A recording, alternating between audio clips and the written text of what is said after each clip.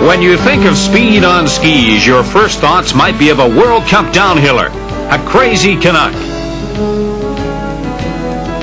I'm Steve Armitage, along with Leif Nelson. Welcome to the ski resort of Portillo, a 2-hour drive from Santiago, Chile, and the ultimate in motion on the slopes, the World Speed Skiing Championships. It's springtime in the shadow of the highest peak in the Andes. Conditions on the Kilometro Lozado run are perfect.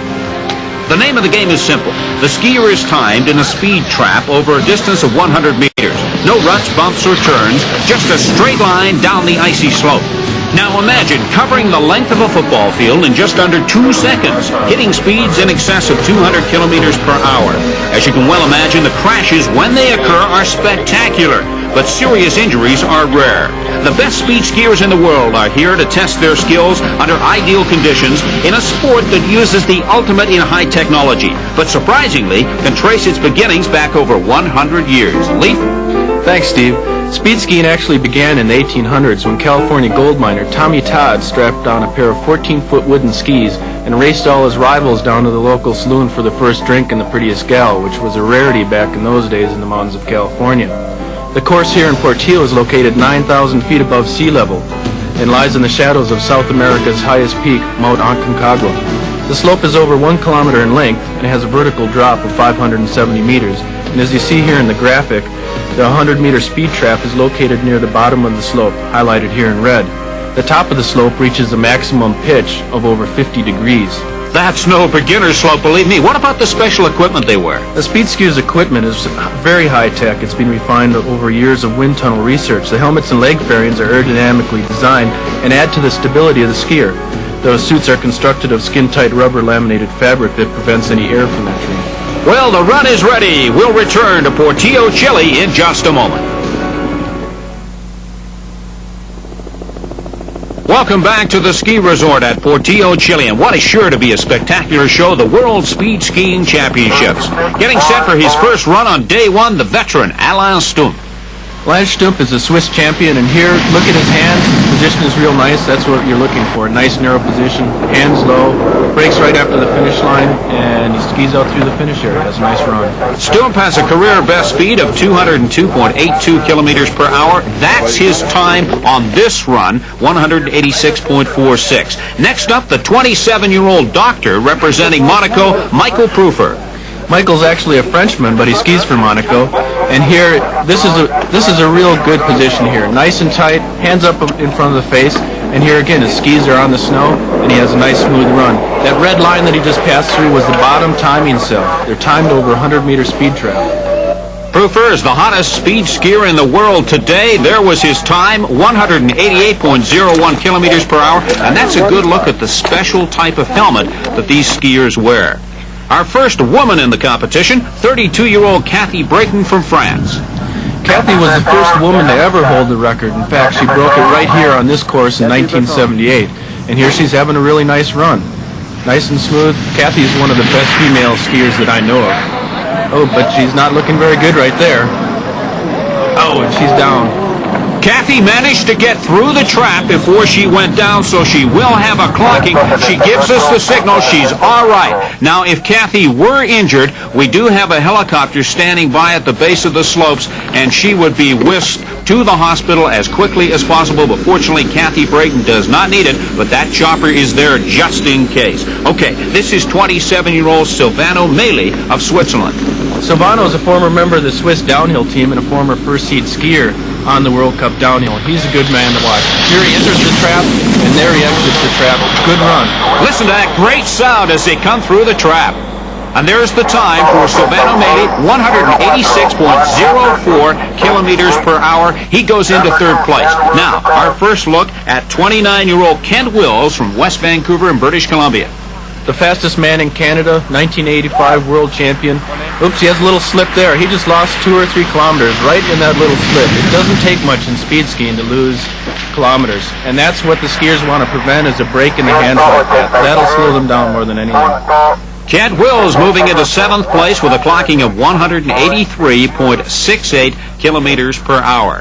And now another veteran of this sport, 35-year-old C.J. Mueller from Breckenridge, Colorado. The fastest American, one of the top competitors on the tour, and he's really shooting for the record in this race. CJ wants it bad. But he's sitting back on this run. That's fast on a slower run, but once you get up to the high speeds, you want to have your weight forward. Keep the tips down on the snow. C.J. Mueller, one of the real characters on the world speed skiing circuit. And that's a speed of 183.17 kilometers per hour. That puts CJ in 9th place, a little bit lower than he'd like to be at this point in the competition. The leaders after day one of the World Speed Skiing Championships in Portillo, Chile. Michael Prufer on top, followed by Stump and Maley. Stump and Maley just 2 kilometers behind the leader. And that's about the average speed of transportation in this part of the world, just outside of the bustling city of Santiago. In the countryside, farming is done in much the same way it's been done for hundreds of years. The building of homes may seem a little crude by most North American standards, but the land around Santiago is ideally suited to adobe-type construction. Like the farming, speed is of little consequence. The selection of the right material is all important for this type of home, so typical of the housing in rural Chile. In many areas of Chile, the horse is man's best friend, and certainly his #1 form of getting around.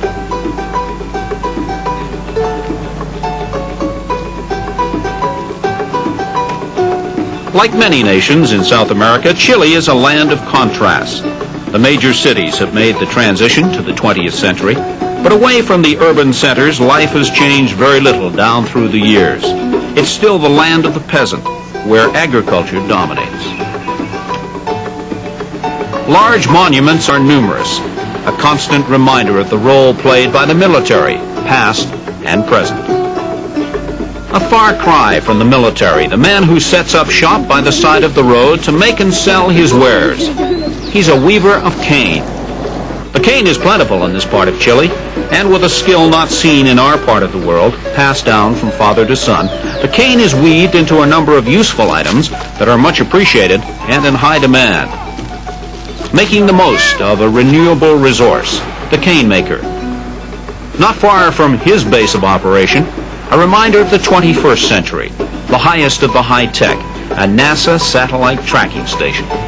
Just a brief glimpse of a very colorful nation, in many places seemingly untouched by time. Back at Portillo, the packing crews are hard at work, preparing the run for day 2 of the World Speed Skiing Championships. Our coverage continues in just a moment.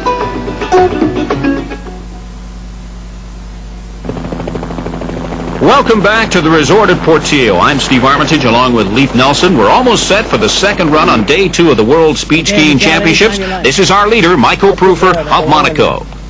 Michael's one of the racers who travels to all the races on the tour, from Finland to France to Chile, Canada, and really he's one of the best on the tour right now.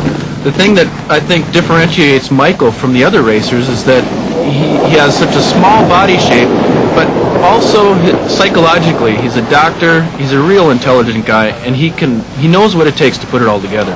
And he's also very fast, 202.91 to retain his solid hold on first place at the present time. Next up, Juhani Laakso of Finland, a 28-year-old product executive from Helsinki, who says he speed skis because he's good at it. Let's see how good he is. Juhani's one of the up-and-rising Finns, one of the Scandinavians. The Finns, the Swedes are doing really well. The thing that is different about the Scandinavians is that they come from small mountains. So psychologically, when they're in these big mountains down in the Andes, it can be a bit intimidating for them. But it looks like Juhani wasn't intimidated there at all. He certainly was, in a time of 2:01.80. That's only 1 kilometer per hour below his best ever run. And now Kent Wills, one of 3 Canadians in the competition. Kent takes a good skate out of the start, and look at his hands right here. They might be a little bit too low. That might be slowing Kent down a bit. Not the best of runs for Kent Wills. He drops to 11th place with a clocking of 195.76 kilometers an hour. Kent Wills using the long run out here at Portillo, which stretches out over 400 meters. And now Gerhard Pottler from Austria. Here's a real character on the tour. One of his biggest sponsors is a disco in Austria. The way that Gerhard got involved in speed skiing was actually through Franz Weber, who was the current record holder. Franz and he worked for the same ski company. Gerhard got interested in the sport, and Franz taught him everything that he knows, and I think Gerhard's picked it up really well. 200.78 kilometers per hour for the Austrian Gerhard Portillo. And you talk about the characters on this circuit. How about C.J. Mueller? Mueller, Yes. number 4, is in the gate. CJ sings in an air band. He's the biggest crack up on the tour. But when it comes down to racing, he's really serious about it. And CJ, like I said before, is one of the guys to bet on here in Portillo. Although I think psychologically, he's not as up as he could be here. And that's really the important thing in speed skiing. It's 80-90% psychological. And there's a good look at the speed trap. The blue line is the start, the red line the finish. You've got to be flying over those 100 meters. And it was a little bit bumpy through that speed trap. Each day we do a little bit of work on the course and make the course smoother and smoother. And from what we've seen, faster and faster. 199.50 kilometers per hour for CJ. I don't think he'll be too happy with that time. I think he wanted more. I think CJ will be very disappointed with this run. Watch his left ski. He hits a few bumps here that throws him off balance. Now he breaks his hands. Right here, he's going to lose 4 or 5 kilometers an hour, but he pulls them back together right away and pulls it together, and his shoulders drop. Now CJ's physical strength is real evident in that run, but the mental aspect is really important too. The mental aspect of speed skiing is probably the most important. It's really a little bit nerve-wracking for a lot of people to be up at the top of a 200-kilometer-an-hour course. I think the guys that do the best are the ones that, as they get higher and higher, learn how to control their nerves more and more when they get up at the higher speeds. I felt more comfortable running almost a 200-kilometer-an-hour run for the second run than I did running a 183 run for the first run, just because I knew I had to focus myself more. I knew that it was going to be faster and it was going to be a little hairier, and I really had to be a lot more into it. So I'll just go into the starting gate. I've got a breathing pattern down, a lot of things that just come naturally, and the one thing that I think about is just to attack and to really drive and stay tight.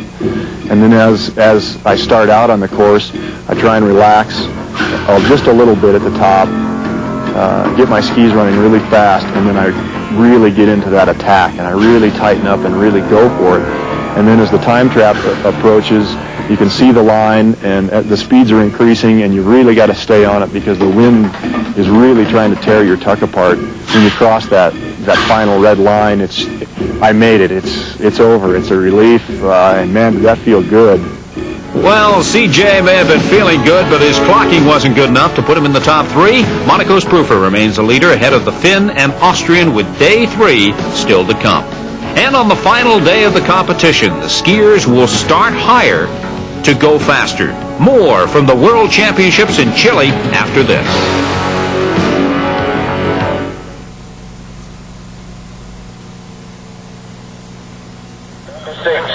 This is the first run on the final day for Finland's Juhani Laakso. We're going to be going for the record today, and usually the first run on that day will take a warm-up run. Juhani's down. Oh, he took a bad fall there. You see the rubber suit, Steve?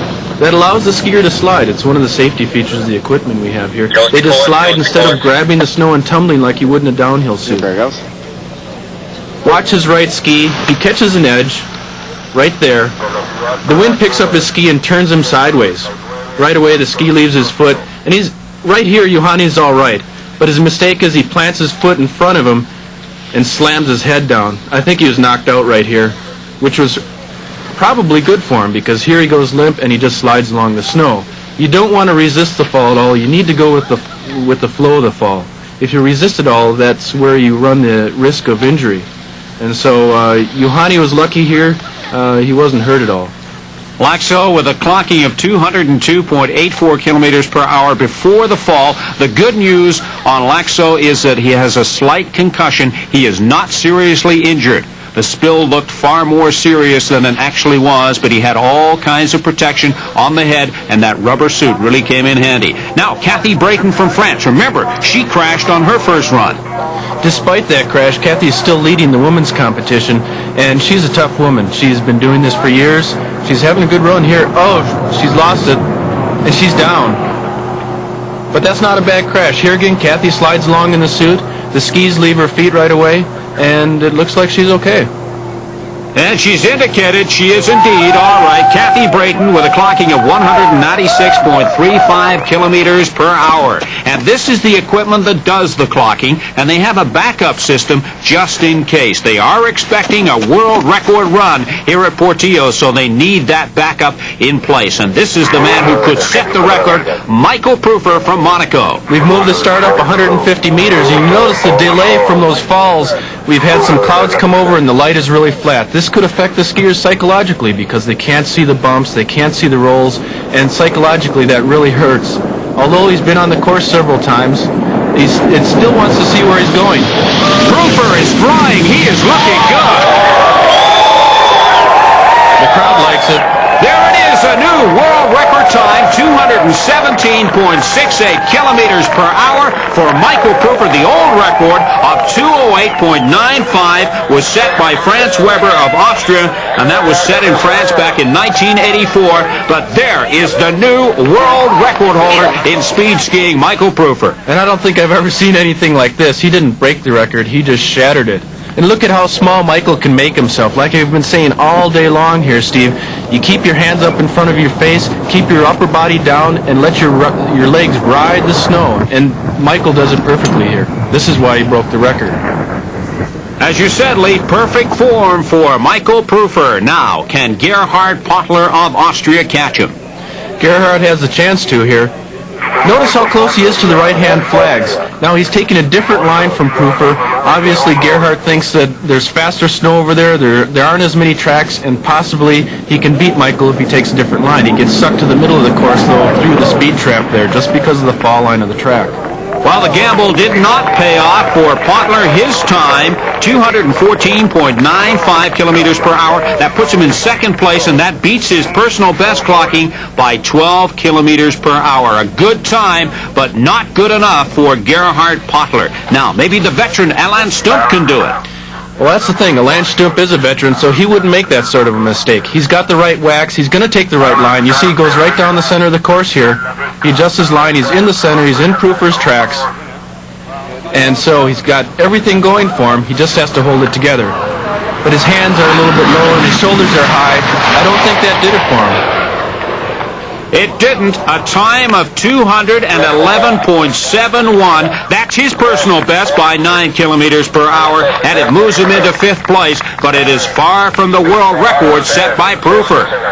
I think Alain is still happy with that. He has the Swiss championship still. 27-year-old Pierre Ribaud of France, a professional skier from Chamonix. Let's see what he can do. This guy is one of the best all-around skiers in the world, and he's also one of the nicest guys on the tour. He's probably smiling right inside his helmet now. In fact, I'm sure that he is. He's got a smile on his face all the time. That's an excellent run for Ribaud of France. Here again, Steve, watch Pierre keep his upper body down and put forward pressure on his skis. Every time his skis tips bounce up, he presses them back on the snow. He doesn't want to allow any air to come underneath him so that he doesn't hydroplane at all. Look at those tips. They keep going down on the snow, and he keeps his upper body really tight. That's a really good, strong run on Pierre's part. And that clocking for Ribaud of France moves him into fourth place, 212.95 kilometers per hour. And now the veteran, C.J. Mueller of Colorado. Can he catch Proofer? I think he can, Steve. If C.J. can overcome the psychological problems he had in some of the earlier runs, he can really break the record here. Before he was sitting back and he had his shoulders up, if you remember. Now he hits a bump here. And he's got his hands together, but his shoulders are a little bit high. That's still a good run, but not good enough, I think. That's not good enough to beat Proofer. It certainly isn't. 211.55 kilometers per hour, and that moves CJ into sixth place in the standings at this point in time. And now, back at the start gate, 26-year-old Kirsten Culver of Snowbird, Utah, professional skier, active in the sport for 16 years. With Kathy Brayton eliminated, Kirsten is the only woman left who has a chance to break the record, and she has a very good chance. She was four-time world champion, but she's looking a bit rough here. Notice how high her shoulders are again. She's sitting back, has a pretty rough ride there, but she may have done it. Kirsten Culver, 200.30 kilometers per hour. A good run for Kirsten. This is 24-year-old Jorma Hakonimi from Finland, an equipment mechanic for Finnair. He's done 213K in training on the roof of a car. This is on snow. Yeah, and with Juhani Laakso out now, Jorma's going to have to carry the Finnish flag, in fact, the flag for all of Scandinavia. And it looks like he's doing a good job. Had a bit of a bump there, and he held it tight. That was a nice run for Jorma. I think he'll be very happy with that. The clocking, 214.52 kilometers per hour. The Finn takes over third place with his best ever clocking. Look at Jorma, same thing as Pierre. He keeps his tips down on the snow. Notice that fluid movement when he hit the bump there. He's a really strong kid, really determined, and he holds his tuck really tight. That was a really good run for Jorma, and I'm sure he's really pleased with that. Sven-Åke Vilkers, a 25-year-old from Sweden. He's been skiing since he was 6. He's raced on the World Alpine Circuit for a couple of seasons, so he has lots of experience. Sven looked a little tentative there in the start, Steve. I'm not so sure about that. He's already coming out of his tuck. There he broke once, and here he's standing up. Look out, he's down. Oh. Vilkers of Sweden is down, but he's signaling, I'm okay. Again, it looked a lot worse than it really was, but at these speeds, any spill is spectacular. Sven is already standing before he gets to that first timing light. Now his problem is that he sat back, he catches his left ski, and he goes down. The thing is, Sven had never gone this fast before, and so psychologically I think he had some problems with the speed. Now, the second thing that he does wrong once he is down on the ground is he tries to stop himself with his feet. This is a big no-no for Sven. He's going to hurt himself if he keeps doing this. Leaf at those speeds, I would think it would be a yes. The temptation to put out the hand, to put out the leg, to slow yourself down instead of going with the fall, going with the flow. Last chance now for Kent Wills of Canada. His previous best speed is 202.95. And Kent is the last hope for North America right here, and he's a good bet. He's staying forward on his skis, but his left ski is starting to wander right there. And there, oh, he breaks. That did it for Kent. There's no way he can break the record with that bad of a break. Well, that's a personal best clocking for Kent Wills, 204.56, but it's not good enough to crack the top 6. Watch his left ski swim, and then he breaks right there. But here, Kent Wills, a veteran, has really good reflexes. He throws his hand forward, keeps his weight forward, and thus prevents a really nasty fall. Michael Prufer of Monaco wins the World Speed Skiing Championship with a world record time of 217.68 kilometers per hour. That translates into 135 miles per hour. Pierre Ribaud is 4th, the veteran Alain Stump 5th, and C.J. Mueller of Colorado 6th, all with outstanding speeds, but no match for the doctor from Monaco here on the very fast slopes of Portillo. Michael Prufer is a long way from his native France, but his reaction to winning a world title is typical. Michael, how's it feel?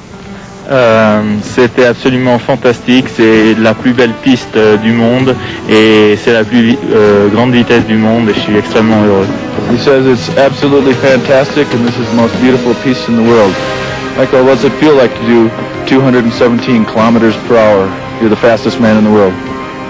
C'est incroyable, je pensais pas pouvoir faire une telle vitesse aujourd'hui, mais la piste est tellement belle et a été tellement bien préparée que ça a été possible et je crois que c'est formidable. Again, he says that it's a fantastic feeling and that the piste was prepared beautifully and that you can go even faster here next time, right? It's possible, yeah. With this track and looking at how well Michael skied and how much higher you can go, people are going to go over 220. And I think with proper conditions and the athletes are in much better condition and the equipment is very good. It has potential to be easily, I think, somebody getting to the 230 kilometer range. So, lots of room yet. As the celebrating begins, we bid farewell from the Kilometro Lozado Run in Portillo, the new home of the speed skiing world record, 217.68 kilometers per hour, which now belongs to Monaco's Michael Prufer. For Leif Nelson, I'm Steve Armitage. So long from Chile.